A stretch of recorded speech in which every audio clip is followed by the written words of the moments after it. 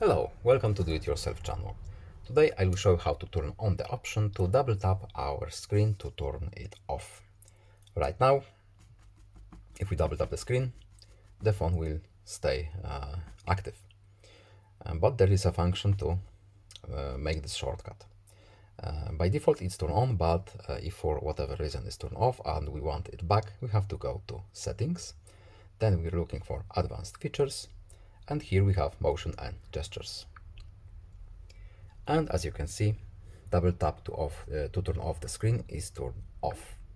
Tap it once. Now it should be on. Let's test it. 1, 2, and now our screen is turned off as it should be by default. So I hope this video was helpful to you. Please leave a like, subscribe. Have a nice day and see you in the next video. Goodbye.